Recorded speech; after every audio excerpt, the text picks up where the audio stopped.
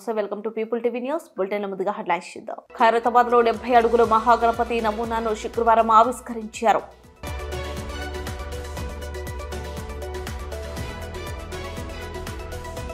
వరద బాధితులకు పొంగులేటి ట్రస్ట్ సాయం.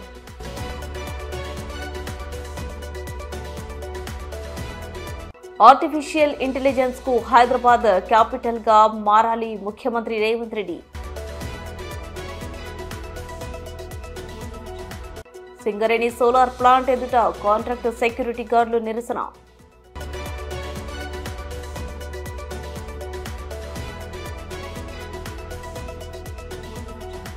బంగారు దుకాణాలలో దృష్టి మరల్చి చోరీలకు పాల్పడుతున్న ఓ మహిళా దొంగల ముఠాను జగిత్గిరిగుట్ట పోలీసులు అరెస్ట్.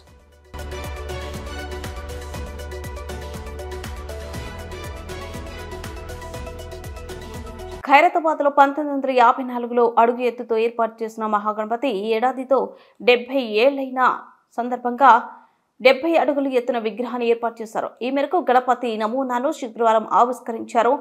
ఈ సప్తముఖ మహాశక్తి గణపతిగా 70 అడుగులు ఎత్తు 28 అడుగుల వెడల్పుతో స్వామి దర్శనమివ్వనున్నారు.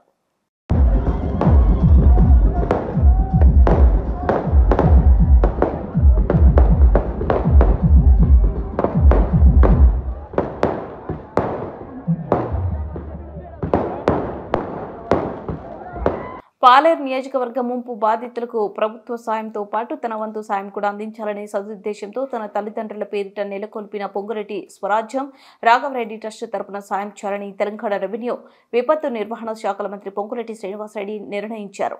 ఇప్పటికే పాలేరు నియోజకవర్గంలో ముంపు బాధితులకు గత 4 రోజులుగా ఆహార పానీయాలను ఉదయం సాయంత్రం పంపిణీ చేస్తున్నారు. ఇప్పుడు మరో అడుగు ముందుకు వేసి బాధిత కుటుంబాలకు బియ్యం, పప్పు, నూనె, కారం, చింతపండు, ఉల్లిగడ్డలు ఇలా 10 రోజులకు సరిపడ నిత్యావసరాలతో పాటు మహిళలకు చీరలు, పురుషులకు లుంగీలు, టీషర్ట్లతో పాటు కండువలు, బెడ్షీట్లను పంపిణీ చేసేందుకు ఏర్పాట్లు చేస్తున్నారు. పాలేరు నియోజకవర్గ వ్యాప్తంగా ముంపుకు గురైన అన్ని కుటుంబాలకు ఈ సాయం మధ్యలో ప్రణాళిక రూపొందించారు. మంత్రి పొంగులేటి శ్రీనివాసరెడ్డి సోదరుడు పొంగులేటి ప్రసాద్ రెడ్డితో పాటు క్యాంప్ కార్యాలయ ఇన్ఛార్జ్ తుంపూరు దయాకర్ రెడ్డి పంపిణీ ఏర్పాట్లకు పర్యవేక్షిస్తున్నారు. శుక్రవారం ఉదయం నుంచి వీటిని పంపిణీ చేయనున్నారు. అనేక జిల్లాల్లో కనీవిని ఎరగని రీతిలో అత్యధిక వర్షాలు కురిసిన కారణంగా రాష్ట్రంలోని 5-6 జిల్లాల్లో వాగులు, వంకలు, చెర్లు, కుంటలు ఏకమై యావత్ తెలంగాణ ప్రజలు 6 జిల్లాల్లో ఈనాడు ఇబ్బంది పడుతున్నారు. 31వ తారీఖు తెల్లవారుజామున మొదలై నిన్న సాయంత్రం అంటే 3వ తారీఖు సాయంత్రం వరకు ఈ విపరీతమైన వరదతో తెలంగాణ రాష్ట్రంలోని ములుగు, భద్రాద్రి కొత్తగూడెం, మహబాదు, ఖమ్మం, కొంత భాగం నల్లగొండ, కొంత భాగం మహబూబ్నగర్ జిల్లాలలో తీవ్రమైన నష్టం. చాలా ఇళ్లు కూలిపోయాయి, వేలాది ఇళ్లు నీటమయమయ్యాయి, లక్షలాది ఎకరాలు కని విని ఎరగని రీతిలో నీళ్లలో మునిగిపోవటమే కాకుండా వందలాది చెర్లు, కాలువలకి వందలాది గండ్లు పడ్డ సందర్భం మనం గమనిస్తూ వచ్చాం.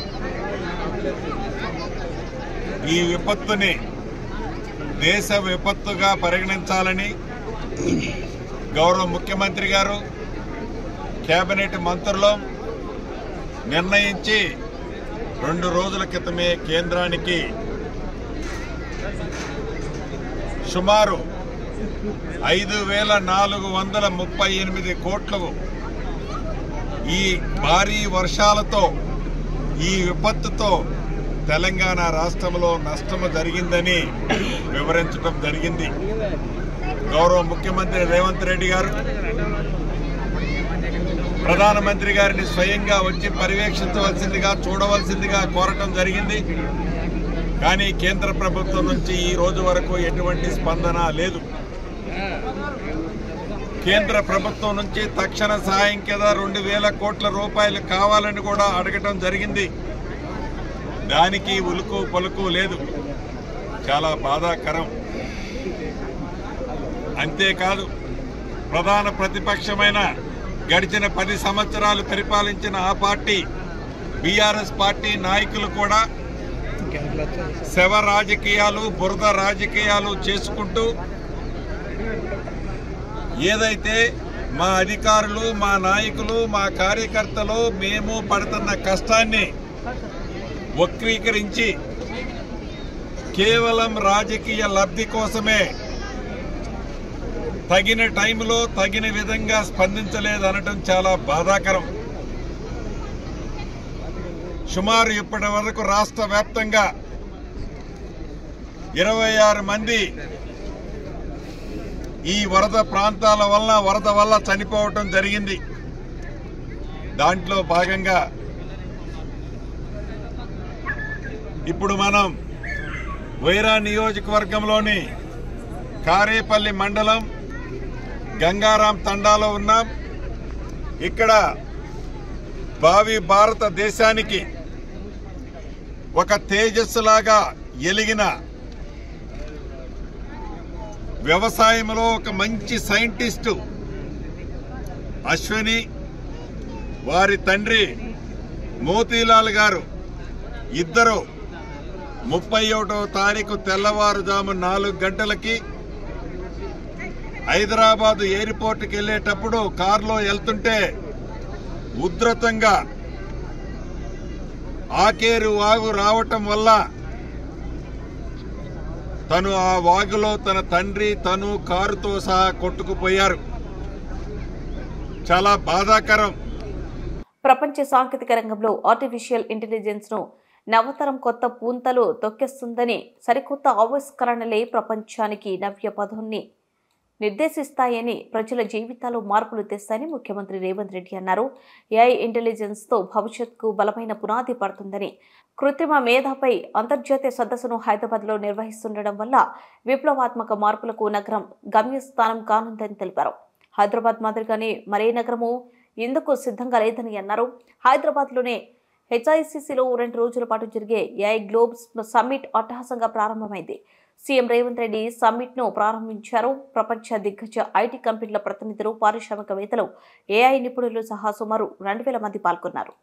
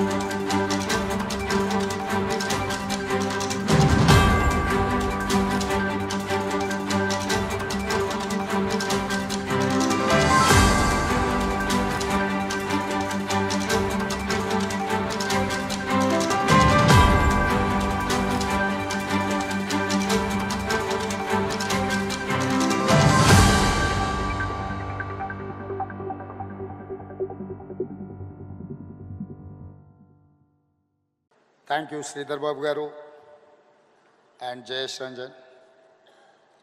Today is Teachers Day. Ikkada chaala mandi టీచర్లు ఉన్నారని నేను భావిస్తున్నా. టీచర్స్ డే శుభాకాంక్షలు.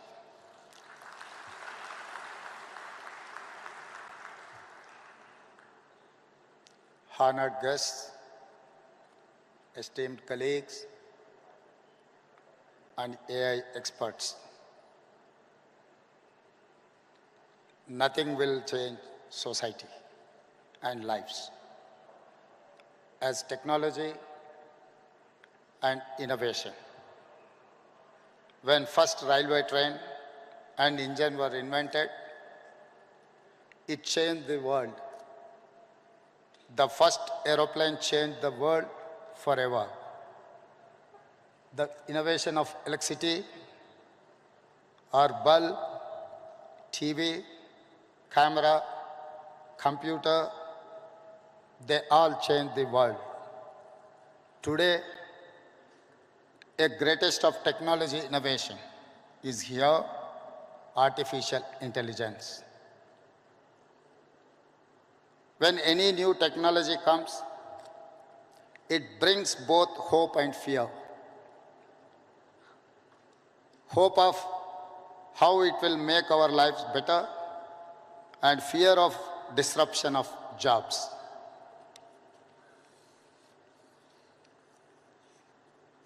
If we think of India's future, no city is as perfectly ready for a revolution as Hyderabad.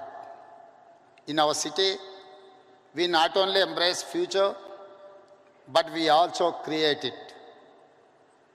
Our commitment to artificial intelligence is not now.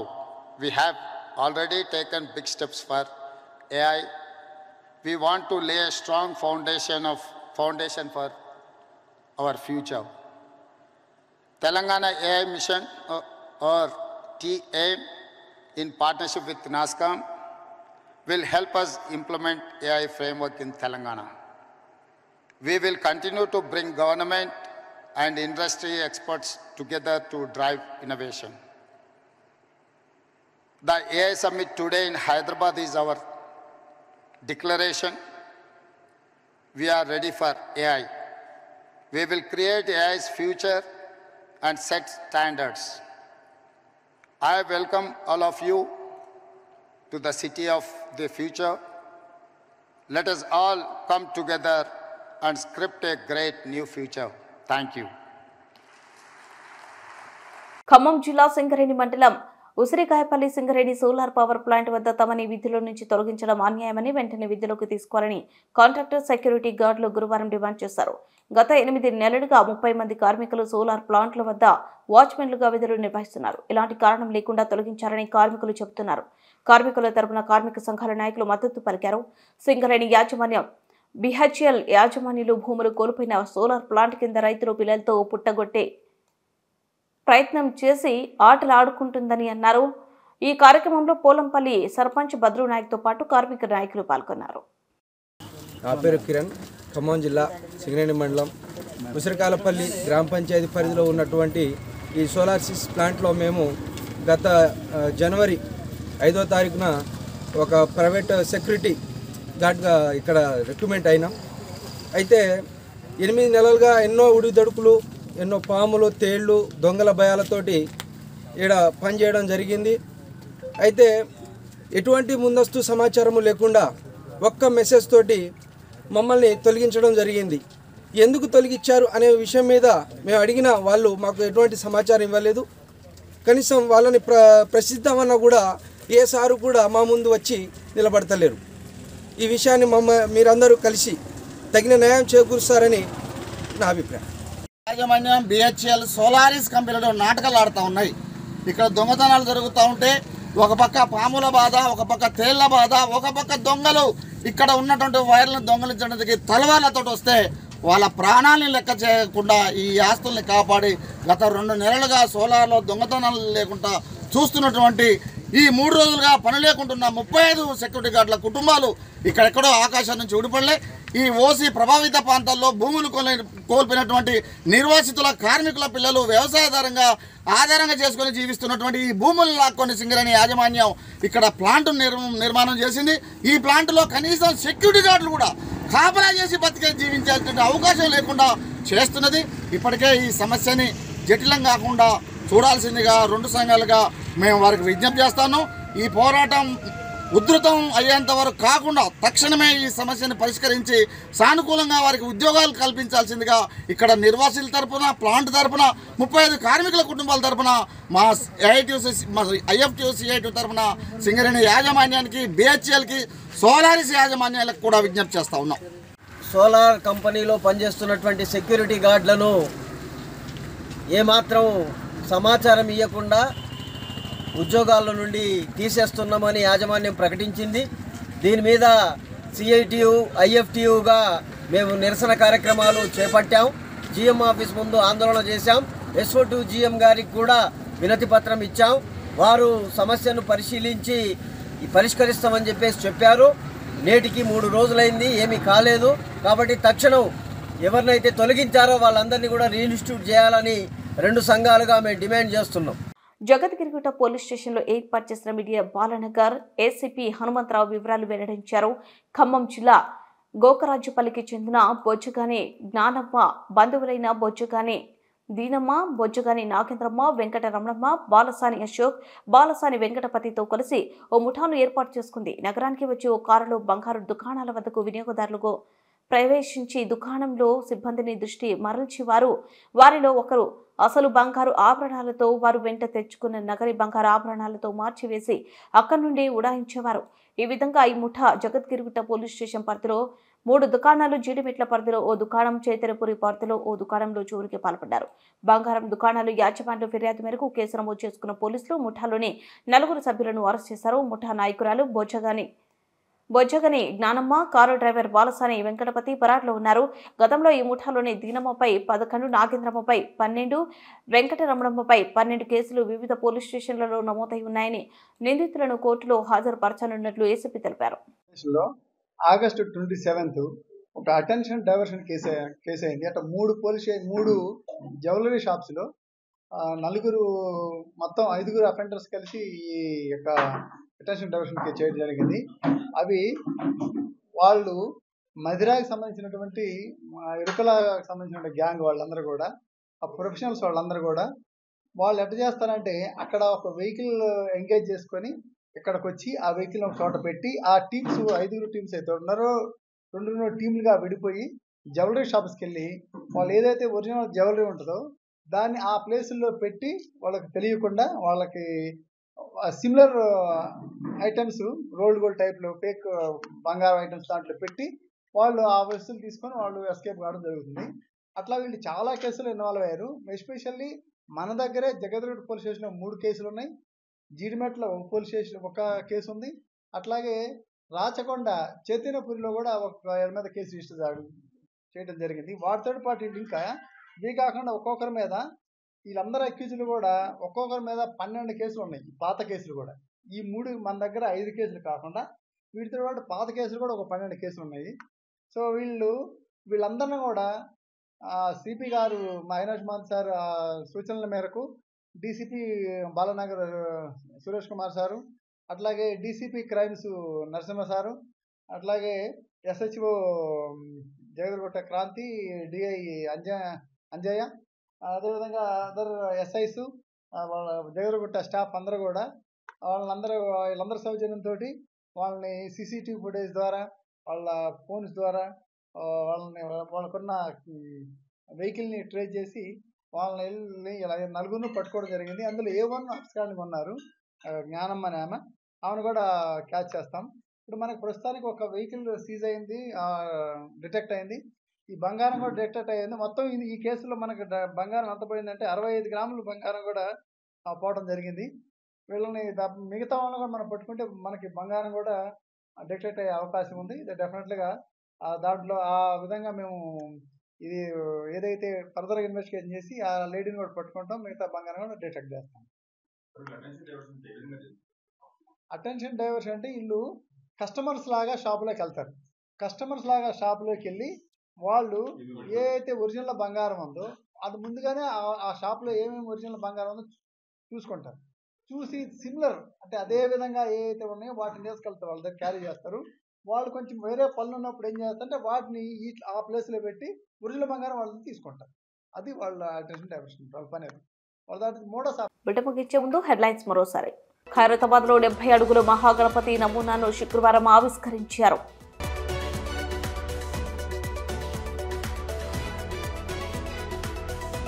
వరద బాధితులకు Ponguleti trust సాయం.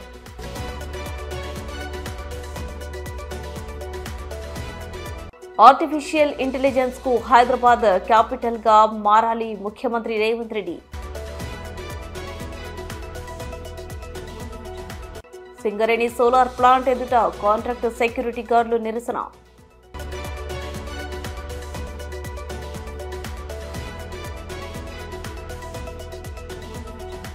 బంగారు దుకాణాలలో దృష్టి మరల్చి చోరీలకు పాల్పడుతున్న ఓ మహిళా దొంగల ముఠాను జగిత్గిరిగుట్ట పోలీసులు అరెస్ట్.